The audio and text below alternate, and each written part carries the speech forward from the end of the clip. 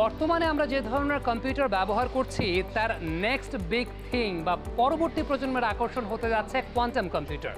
বিজ্ঞানীরা বিভিন্নভাবে অক্লান্ত পরিশ্রম করে নেক্সট বিগ থিং তৈরির কাজ করে যাচ্ছেন। সবচেয়ে উল্লেখযোগ্য ব্যাপার হচ্ছে উন্নত দেশগুলো নিরলসভাবে কোয়ান্টাম কম্পিউটারের পেছনে প্রচুর পরিমাণে অর্থ বিনিয়োগ করছে।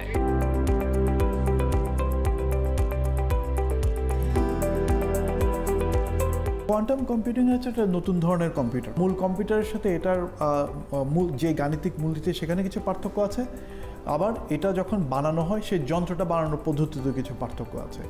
মূল কম্পিউটার যখন বানানো হয় সেটা আপনার সেলফোন হতে পারে, ল্যাপটপ হতে পারে, তখন হচ্ছে এটা যে গাণিতিক মূলনীতি সেটা হচ্ছে আমরা বলি দ্বিমিক পাটিগণিত, যেটা বাচ্চারা দশম শ্রেণীতে পড়ে। আর কোয়ান্টাম কম্পিউটারের যে গাণিতিক মূলনীতি সেটা হচ্ছে কোয়ান্টাম মেকানিক্স। একটা হচ্ছে গণিত, একটা হচ্ছে পদার্থবিদ্যা। এটা হচ্ছে তত্ত্বীয় পার্থক্য।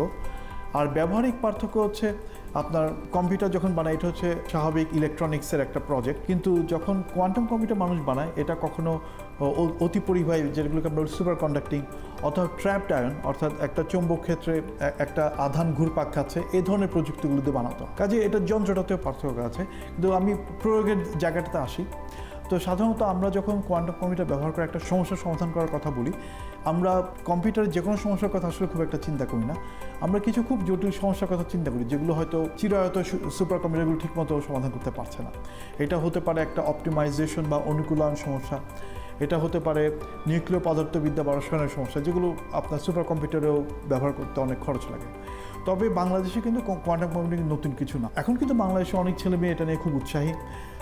আমাদের যে সরকারি প্রতিষ্ঠান Bangladesh reference institute for chemical measurement, তারা কিন্তু এর মধ্যে কোয়ান্টাম কম্পিউটিংয়ে ফেলোশিপও দিয়েছে। প্রায় 500 ছেলে মেয়ে আছে যারা এগুলো নিয়ে নিয়মিত আড্ডা দেয়। আমার জানা মতে প্রায় 5 থেকে 7 জন ছেলে মেয়ে আছে যারা খুব ভালো ভালো বিশ্ববিদ্যালয়ে পিএইচডি করছে। তো বাংলাদেশে এখন এটা নতুন কিছু না। তারপর দুটো বিশ্ববিদ্যালয়, ব্র্যাক আর শাহজালাল বিশ্ববিদ্যালয়, এখানে কোয়ান্টাম কম্পিউটিং নিয়ে আনুষ্ঠানিকভাবে কোর্স অফার করা হয়, তাদের প্রশিক্ষিত শিক্ষক আছে। তো বাংলাদেশে এখন অনেক হইচই করে এই ছেলে মেয়ে কাজ করছে এটা।